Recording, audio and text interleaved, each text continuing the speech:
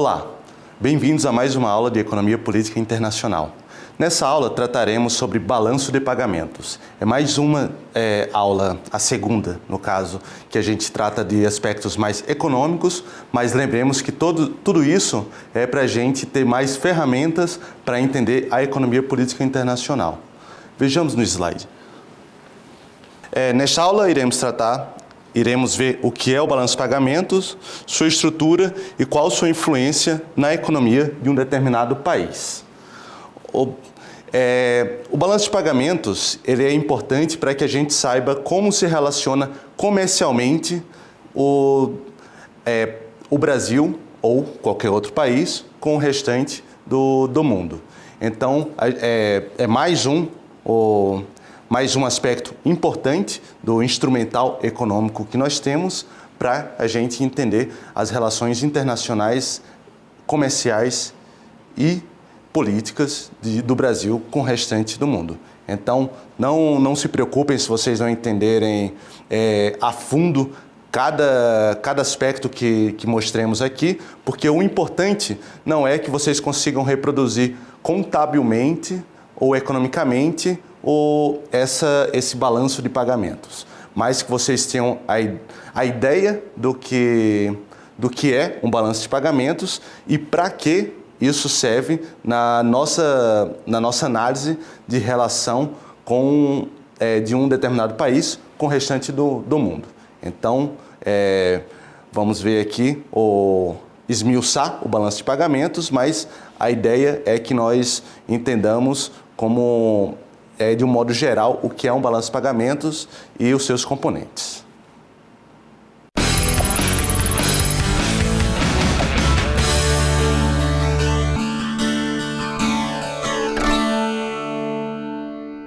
Bem, agora nesse primeiro tema a gente vai ver o que é o balanço de pagamentos. Então, nós vamos utilizar aqui um famoso manual de contabilidade social que define o que é um balanço de pagamentos e os seus componentes. Iremos aos slides agora. Segundo Feijó e Ramos, o balanço de pagamentos é o registro contábil de todas as transações econômicas entre um país e o resto do mundo durante um determinado intervalo de tempo. O BP é normalmente utilizado para analisar o estado das finanças internacionais de um país. Então, vemos que o balanço de pagamentos ele serve para que a gente saiba como se dá uma relação comercial e financeira de um país com outro. Esse balanço de pagamentos, como a moeda internacional, como vimos em aula anterior, ele é o dólar hoje, apesar da importância de outras moedas, os países divulgam os seus balanços de pagamento a partir da unidade monetária dólar. Então, não é diferente no Brasil. O balanço de pagamentos, vamos ver quais são os seus componentes, o que é que ele se divide, mas ele não é um balanço como seria nos termos contábeis do termo. Por quê? Em contabilidade, o balanço ele trata sobre estoques. Então, os estoques de uma determinada empresa, não os fluxos, que é o caso do balanço de pagamentos da contabilidade social, das contas nacionais. Então, o balanço de pagamentos ele trata sobre fluxos. A gente pode ver que ele é de um período de um determinado ano. Então, quanto de comércio, quanto de dinheiro passa de um país para outro em dólares no espaço de tempo de um ano. Então, o balanço de pagamentos ele sempre será um fluxo.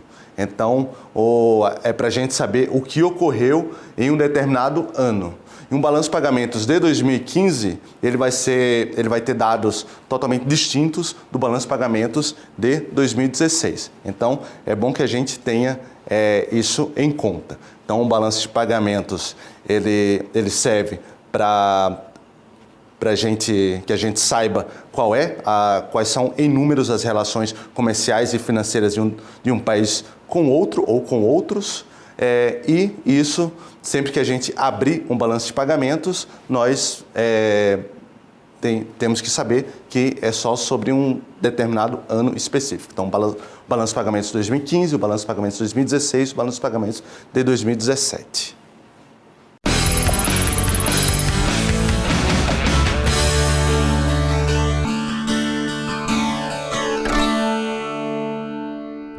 Bem, nesse tema, agora a gente vai ver qual é a estrutura de um balanço de pagamento. Vamos aos slides. Primeiro, a estrutura do BP, ele está dividido em 4 grandes pontos. Primeiro, as transações correntes. Segundo, conta capital e financeira. Esse ponto especificamente, ele vai ser explorado na próxima aula. Erros e omissões e variação de reservas. Ele é seguido uma metodologia internacional e no Brasil é de responsabilidade do Banco Central do Brasil.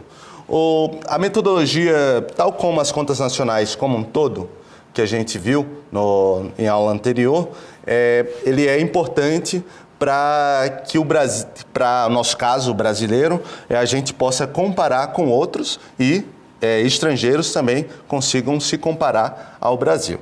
Então, ele sempre é feito e divulgado pelo Banco Central do Brasil, que existe desde 1964, e vocês podem encontrar várias coisas, vários dados bem interessantes em seu portal.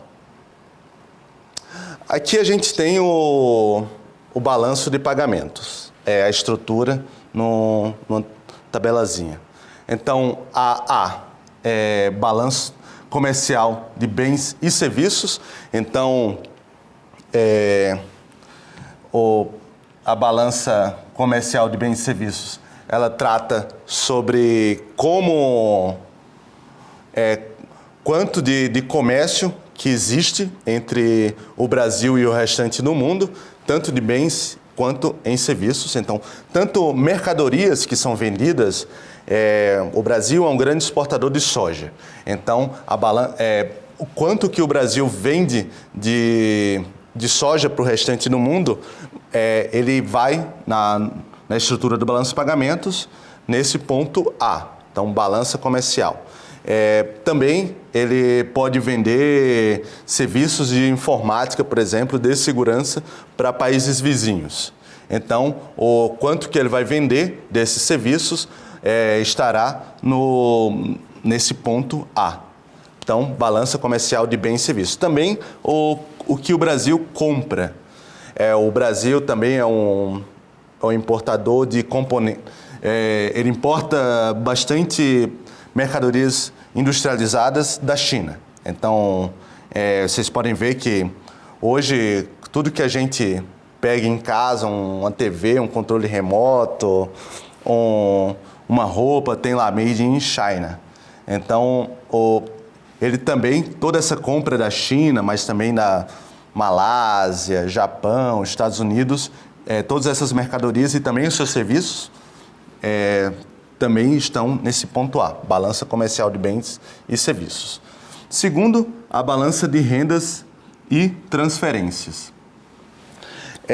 Nesse ponto, a gente entra nessa contabilidade transações, não de mercadorias, mas de dinheiro em si. Então, quanto que alguém que mora nos Estados Unidos e passa dinheiro para a família aqui, ou quanto que um estado doa para outro, quanto que o Brasil doou para o Haiti, por exemplo, depois daquele grande terremoto que destruiu o país. Enfim, todos esses dados entram na parte de balanço de rendas e transferências. As saldo em transações correntes, ele entra aqui no A mais B, saldo em transações correntes. Então, se a balança comercial de bens e serviços foi superavitária e a balança de rendas e transferências também, o saldo em transações correntes vai ser também positivo. Já o D, a conta capital, a conta capital e conta financeira a gente vai ver mais detalhadamente na próxima aula. Mas a conta capital, ela entra algo de transações financeiras também, e a conta financeira de empréstimo, relações com o sistema financeiro internacional. O ponto F é o saldo de balanço de capitais e conta financeira, então a conta capital mais a conta financeira. O G, erros e omissões, então caso dê alguma distorção aqui nesse balanço, vai entrar nesse ponto G.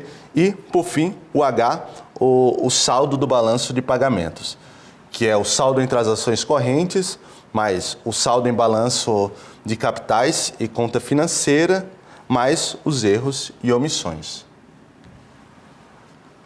As transações correntes registram o comércio de bens e serviços, os pagamentos e os recebimentos de rendas de capital e trabalho e as transferências unilaterais de renda entre um país e o resto do mundo. Então, aqui a gente está utilizando o conceito de transações correntes, que engloba aqueles dois primeiros pontos, de Feijó e Ramos, 2014. Já as contas capital e financeira registram as transferências unilaterais de ativos reais, ativos financeiros ou ativos intangíveis entre residentes e não residentes, e todos os tipos de fluxos de capitais entre o país e o resto do mundo.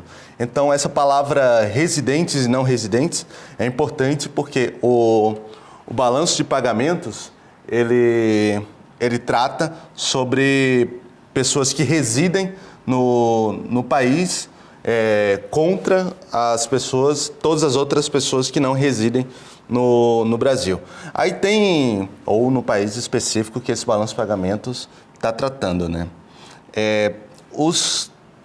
Esses residentes, o residente, ele exclui aqui algumas coisas específicas, como estudantes estrangeiros que estão financiados pelo governo do seu país, pessoas que trabalham em governos estrangeiros que estão no Brasil, diplomatas, enfim, e alguns outros órgãos ligados a governos estrangeiros. Então, essa é a estrutura do balanço de pagamentos e a gente vai ver mais detalhadamente o que é cada um dos componentes. Mas é bom que vocês tenham em mente o que é, de modo geral, esse balanço de pagamentos. Vamos agora ver mais detalhadamente cada um dos seus componentes.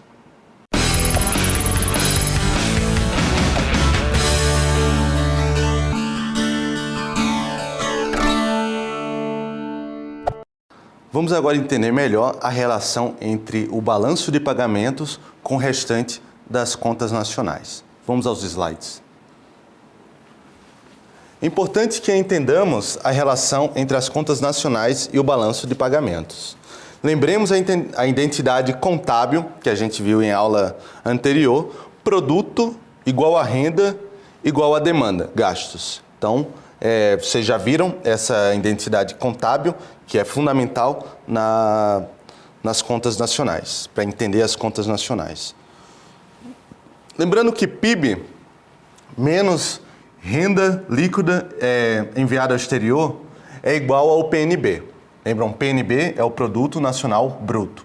Diferentemente do PIB, o PIB, que é o Produto Interno Bruto, ele contabiliza quanto de produção houve em um determinado país, dentro do seu território. O PNB, como também já vimos, ele trata sobre quanto que houve de produção dos seus nacionais, de pessoas de um determinado país.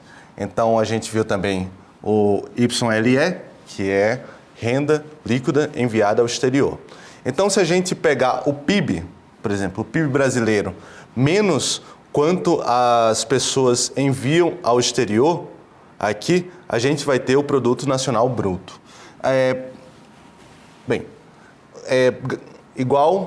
Temos que PNB igual a gastos internos. Ocorre equilíbrio na conta corrente do BP. Então, quando o PNB é igual ao PIB, ele quer dizer que o balanço de pagamentos estaria em equilíbrio. Mas isso nunca ocorre. Se vocês forem ver o balanço de pagamentos de qualquer país, isso nunca vai ocorrer. Porque os países eles se relacionam comercialmente com outros, então sempre haverá estrangeiros ou empresas estrangeiras dentro de um determinado país, ou esse país vai se relacionar tendo empresas nacionais no estrangeiro. Então, quando o PNB, quando o Produto Nacional Bruto, ele é maior do que os gastos internos, ocorre superávit na conta corrente do banco do balanço de pagamentos. Então, Produto Nacional Bruto maior do que os gastos internos é superávit na conta corrente. O que quer dizer isso? Um país, por exemplo, como a Alemanha, o Japão, a China. Eles são países que normalmente, eu digo normalmente porque não é necessariamente todos os anos que eles vão ter um superávit na balança comercial ou no balanço de pagamentos. Eles são países que normalmente exportam mais do que importam, né? Então, eles normalmente não só exportar mais do que importar, mas tem empresas estrangeiras que mandam lucros do Brasil para a Alemanha, por exemplo, no caso da Volkswagen, da Fiat para a Itália, da GM para os Estados Unidos. Então, como seus nacionais produzem mais do que produzem em outros países, a gente tem aqui um fluxo positivo para esses países. Então, normalmente quando há um PNB maior do que os gastos internos de um determinado país, então superavitário. Já o PNB, Produto Nacional Bruto, menor do que os gastos internos, ocorre déficit na conta corrente do balanço de pagamentos. Então, a gente tem uma situação onde o país ele é deficitário no que se refere à produção de seus nacionais. Isso é o caso mais comum de países ditos subdesenvolvidos, né? Como o Brasil, outros países latino-americanos e como parte da Ásia, da África. Então, isso quer dizer que o país ele gasta mais do que o seu produto, do que os brasileiros, tanto os indivíduos quanto as empresas, produzem. Então, é uma situação deficitária. Quando há déficit, o resto do mundo está financiando com moeda internacional o excesso de gastos dos residentes em relação à sua renda, o que é considerado como uma contribuição da poupança externa. Então, a gente tem aqui uma relação fundamental da economia política internacional. Quando um país ele gasta mais do que pode, ele tem que ter financiamento externo. Logo, outros países que pouparam, então, digamos que Um país como a Alemanha, que é reconhecidamente um país que tem uma grande poupança, ele passa a transferir essa poupança para o Brasil. Então, ele empresta para brasileiros consumirem mais do que produziram. Então, isso seria uma situação de que países estrangeiros financiariam um excesso de consumo brasileiro. Voltemos aos slides. Quais são as possibilidades de explicação desse financiamento externo? Contribuição da economia internacional para o desenvolvimento da economia brasileira, que é o caso da entrada de recursos externos para investimento. A gente viu que investimento é diferente de consumo, né? Aquela conta que a gente viu na parte inicial de contas nacionais, o investimento ele é um gasto produtivo. Então, quando uma empresa investe em novas tecnologias, repõe máquinas antigas, então ele está investindo. Então, uma das possibilidades de explicar o financiamento externo ao Brasil ou a algum outro país é que estrangeiros estão investindo nesse país. Então, peguemos agora o caso chinês para o Brasil. Muitas empresas entraram nesses últimos anos como investindo no Brasil. Então, petrolíferas, mesmo montadoras automobilísticas e outras empresas, elas criaram parques industriais no Brasil.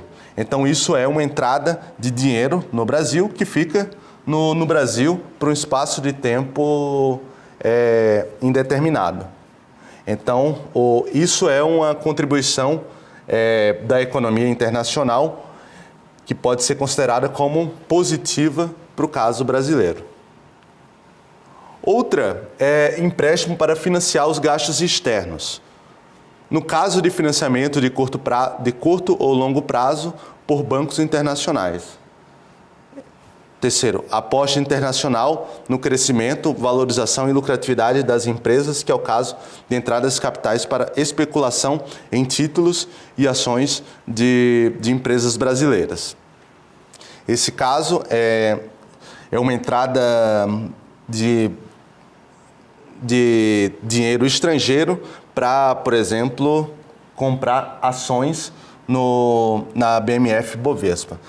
Esse caso ele é mais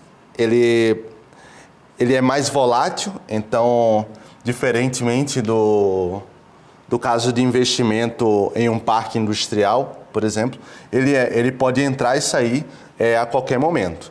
Então, se a Petrobras está vendendo ações na Bolsa de Valores, um estrangeiro pode ir lá e comprar, mas ele pode vender essa ação a qualquer momento. Então, ele vai pegar o seu dinheiro, o dólar que ele colocou na economia brasileira e levar de volta para o seu país. Então, são situações distintas. Por último, utilização da riqueza líquida da economia brasileira para pagar suas despesas externas imediatas, que é o caso da utilização das reservas internacionais. Então, as reservas internacionais, como a gente vai ver também, a gente vê no balanço de pagamentos, ela é necessária, né? Todos os países têm reservas internacionais, majoritariamente em dólar, e ela serve para quando existe algum problema de descompasso no balanço de pagamentos. Então, se em algum momento o Brasil gastou mais do que produziu e ninguém quis financiar esse excesso de gasto brasileiro, as reservas internacionais irão suprir esse déficit. Então, vejamos que existem várias situações de de déficit no balanço de pagamentos, mas isso pode ser tanto positivo quanto negativo. Se a entrada desse dinheiro é para investimentos, isso é uma coisa boa para a economia de um determinado país, né? Porque ele vai aumentar a sua produção e no médio e longo prazo ele não será tão afetado pelas remessas de lucros para o exterior. Mas também pode ser algo volátil, de curto prazo e que pode ser mais nociva à economia brasileira. Então, se, por exemplo, os títulos públicos do Brasil, eles pagam uma das maiores taxas de juros do mundo. Então, quando há esse descompasso entre a taxa de juros brasileira com o restante do mundo, faz com que mais pessoas comprem, pessoas e empresas, bancos principalmente, venham ao Brasil e comprem esses títulos. Mas eles podem vendê-los ou desfazer deles a qualquer momento, né? Então, isso é um financiamento por excesso de gastos não produtivos, diferente de vir empresas e colocar dinheiro aqui e criar uma fábrica, por exemplo, que não existia antes. Então, existem N motivos para que haja déficit ou superávit na balança de pagamentos. Então, isso é já um dos elementos essenciais para a gente entender a economia política internacional. Se um país é deficitário, superavitário e por que eles são superavitários ou deficitários. Então, o balanço de pagamentos ele serve também para que a gente entenda esses aspectos da economia de um determinado país.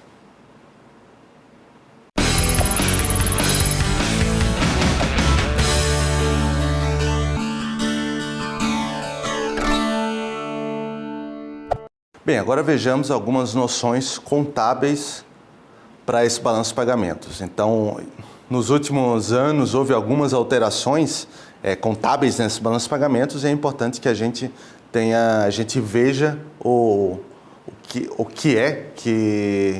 as normas contábeis estão exigindo agora desse balanço de pagamentos. Vamos aos slides.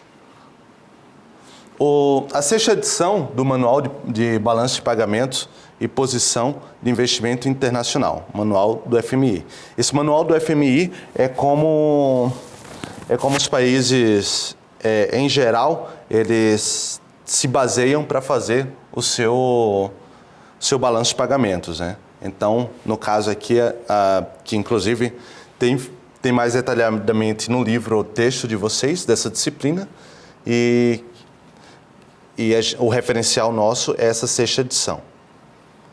A adoção do sistema de partidas dobradas, que faz de cada transação um lançamento em crédito em uma conta e débito em outra, ou vice-versa. A gente vai ver numa tabela para explicar melhor esse aspecto. O lançamento como crédito em item da conta corrente terá um lançamento como débito na conta financeira. Agora o BP tem que estar em equilíbrio. Aqui a gente tem para entender melhor, né, duas colunas. Quem já viu um balanço contábil vai ter mais facilidade, mas é só entender que para cada débito que a gente tem nesse balanço, a gente tem que ter um crédito. Então, a conta corrente, a conta financeira, empréstimos, tendo aumento do passivo externo, tudo isso tem que estar também como crédito. Então, se entrar dinheiro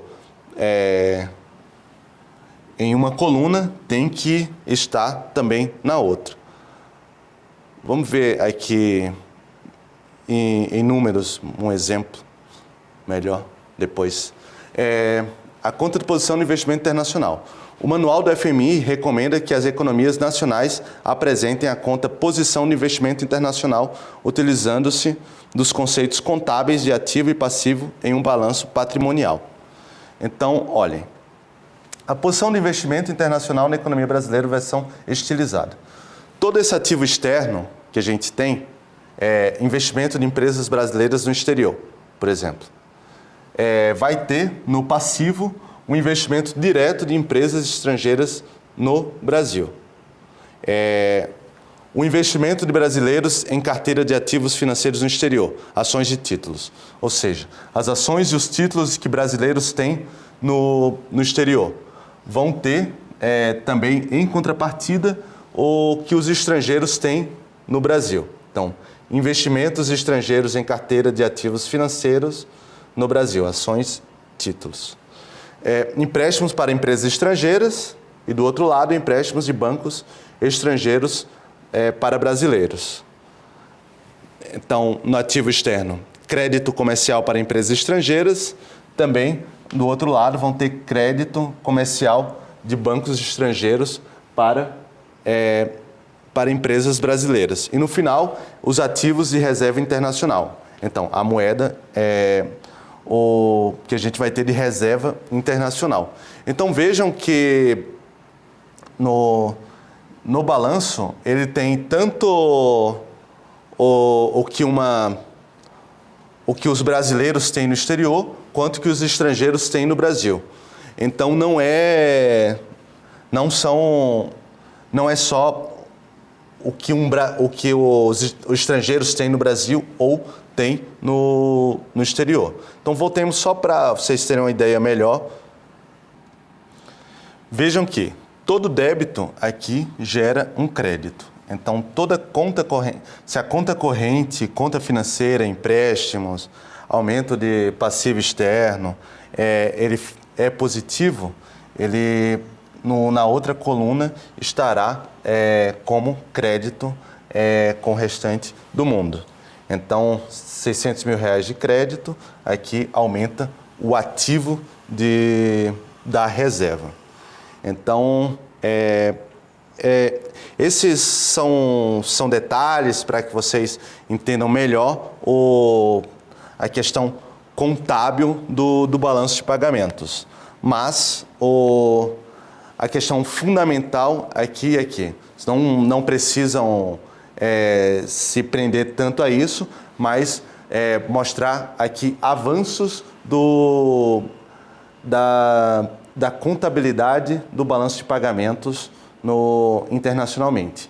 Então, assim como todas as outras metodologias, elas avançam internacionalmente, então existem novas modalidades, e aqui a gente tem colocou alguns detalhes aqui que essa adoção das partidas dobradas, também a última tabela a gente viu que existem relações tanto de brasileiros com estrangeiros, quanto de estrangeiros com o seu dinheiro no Brasil. Então, essa olhada no balanço de pagamentos é mais para ter uma noção do que ele como é o exemplo do contábil a ser feito.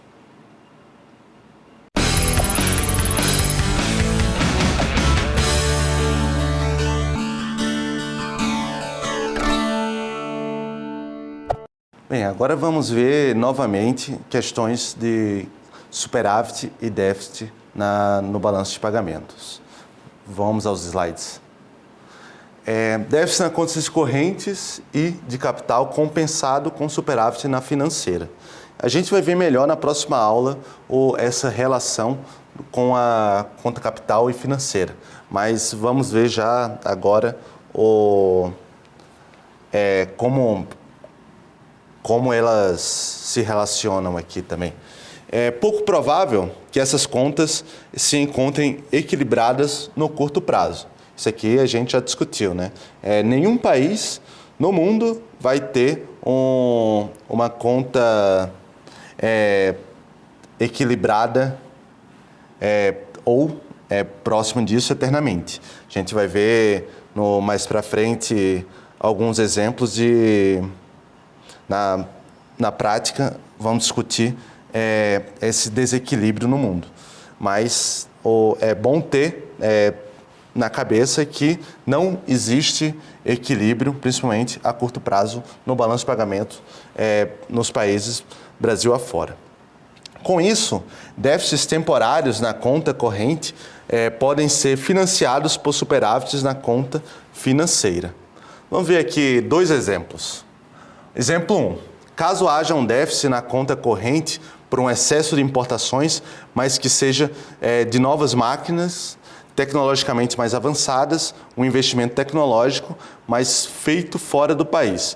Pode vir com retornos a médio prazo de aumento de exportação, o que possibilitaria pagar por um financiamento externo para esse investimento. Aqui a gente tem um caso que a gente já falou, né? Mas que a gente precisa reforçar. Se o Brasil ele está num determinado setor, digamos que o de informática, ele não conseguiu, ele está atrasado tecnologicamente diante de outros países, vem a Microsoft, investe aqui para, digamos, fazer um Vale do Silício no Brasil, e isso vai fazer com que a médio prazo as vendas brasileiras para exportação elas melhorem. Então, uma empresa estrangeira vem ao Brasil, ou ela empresta dinheiro, então são 2 situações. Uma empresa investe aqui tecnologicamente e depois a gente vai poder exportar. E um segundo, um banco estrangeiro financia uma empresa nacional que vai melhorar a sua produção. Então, mas em ambos, o Brasil ele avança tecnologicamente, então o dinheiro, digamos que ele pegou emprestado 200 milhões de dólares para fazer esse investimento. Antes o Brasil não exportava esse setor e agora passou a exportar. Isso possibilitaria que houvesse uma compensação futura desse dinheiro que entrou emprestado. Essa empresa vai pagar de volta esse empréstimo mais os juros, então a gente vai ter um déficit a curto prazo. No entanto, empresas brasileiras poderão passar a exportar, e isso vai fazer com que a médio e longo prazo a parte de exportações de mercadorias, de bens e serviços aumente, fazendo com que o balanço de pagamentos tenha mais números positivos. Então, isso é um primeiro exemplo de como a gente pode ter um déficit a curto prazo, mas de que é compensado a médio e longo prazo. Vejamos um segundo exemplo disso. Exemplo 2. Se uma economia nacional financia seus déficits em conta corrente, fruto de gastos excessivos em consumo de importados, com superávit na conta financeira com empréstimos de curto prazo, poderá ter problemas em um futuro próximo. Esse caso, a gente também já deu um exemplo, mas de que isso ele tem um limite, né? Quando o Brasil tem um excesso de gastos internos, ele vai ter que pegar emprestado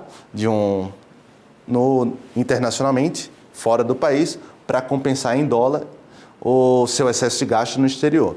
Então, digamos que o Brasil, em 2016, tenha tido um déficit no balanço de pagamentos. Então, consumiu demais produtos importados. Então, mas se ele não tiver exportando o suficiente para compensar esses gastos no estrangeiro, no exterior, ele vai ter que, em algum momento, pegar emprestado dólar com bancos estrangeiros. Né? Então, isso vai fazer com que o Brasil tenha que devolver o dinheiro para o banco e pague em juros. Pague mais juros do que... fazendo com que o montante final seja maior do que o que ele pegou para financiar esse consumo de 2016. Mas isso não cria um montante a mais de dinheiro, porque não foi um investimento, diferente do exemplo 1, que no médio e longo prazo ele aumenta sua capacidade produtiva e passa a poder exportar. Não, esse caso é só um consumo improdutivo. Então, em um momento que o país exportou pouco e importou mais. Então, isso faz com que o Brasil tenha um déficit no curto prazo e também não vislumbre modificar essa estrutura para longo prazo. Então, a gente tem aqui esses dois exemplos, que o primeiro ele é positivo, então você ter um déficit no balanço de pagamentos, ele não é necessariamente, na balança comercial, ele não é necessariamente ruim, né? Porque ele pode ser para compensar futuramente um investimento. Então, um déficit para um investimento e retorno futuro é um aspecto positivo. Mas para um déficit para cobrir um consumo que é improdutivo, então um excesso de gastos, isso não vai ter retorno. Então, isso faz com que o país continue tendo esses déficits, porque ele não vislumbra uma mudança da sua estrutura econômica para exportar mais. Então, a gente tem casos e casos de déficits nessa balança. Então, quando a gente for pensar sobre superávit e déficit, a gente tem que ter isso em mente. Pode ser bom, pode ser ruim.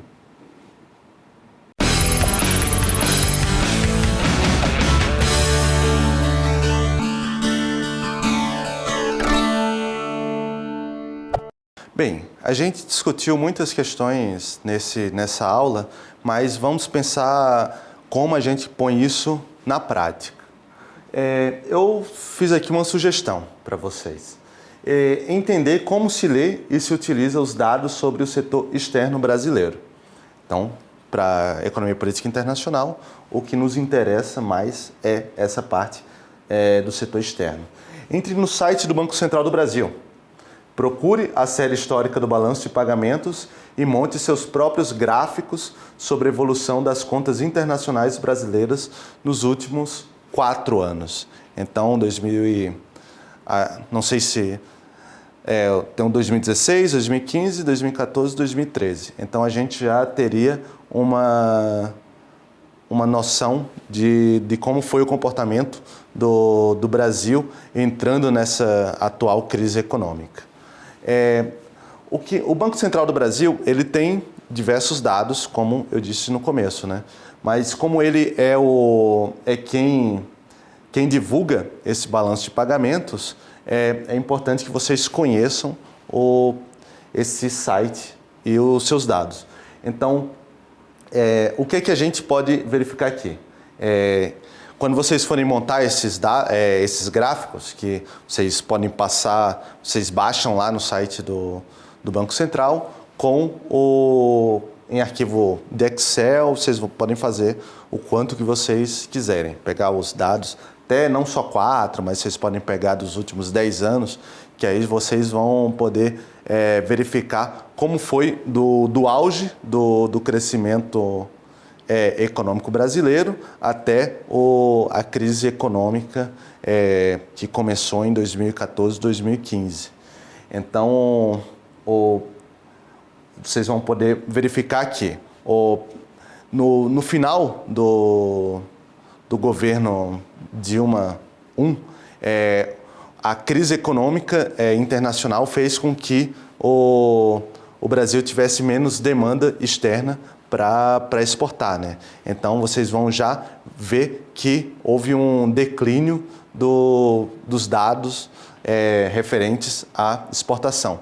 Mas as importações não acabaram crescendo mais do que as exportações, fazendo com que voltasse um déficit, diferente do auge do crescimento econômico da década de 2000. Mas isso vocês só vão poder analisar através desses dados do Banco Central, né? Então, por isso que quando vocês entrarem lá, vocês podem ver também, tem alguns guias, tem manuais, não só no Banco Central, né, mas em outros órgãos do governo brasileiro vão ter manuais para que vocês entendam melhor como utilizar esses dados nacionais e internacionais. Mas também tem e além de utilizar, para o caso brasileiro, vocês podem entrar em um outro sistema do Banco Central, que é um sistema que engloba dados não só brasileiros, mas também de estrangeiros. Então, vocês vão poder verificar e comparar se o Brasil que por um problema interno passou a ser deficitário no balanço de pagamentos, ou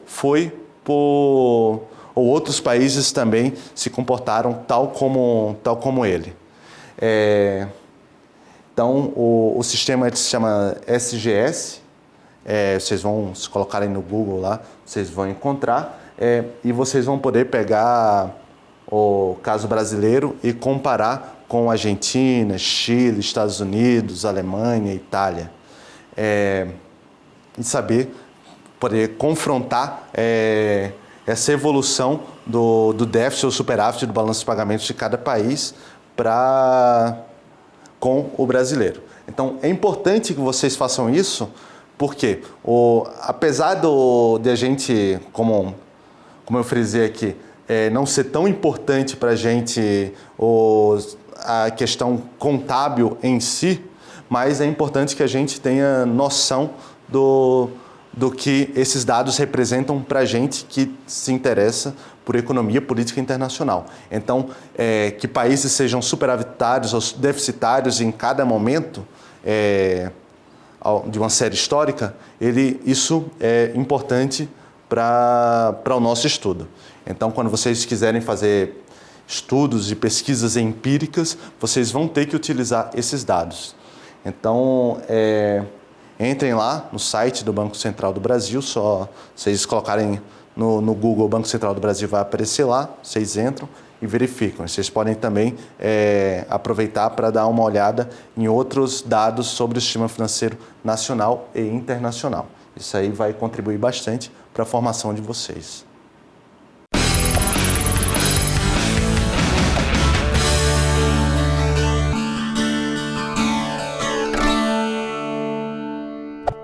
Bem, nós vimos nessa aula o que é um balanço de pagamentos. E para o que ele serve, a gente viu a estrutura dele. Então, o que vocês têm que levar dessa aula é isso. O que é o balanço de pagamentos, qual a sua estrutura, quais são as suas consequências de déficit e superávit. Então, sintetizando, vimos nesta aula que o BP é o registro contábil de todas as transações econômicas entre um país e o resto do mundo, entre os seus nacionais e o restante do mundo, e esses números são essenciais para entendermos o comércio internacional de um dado país.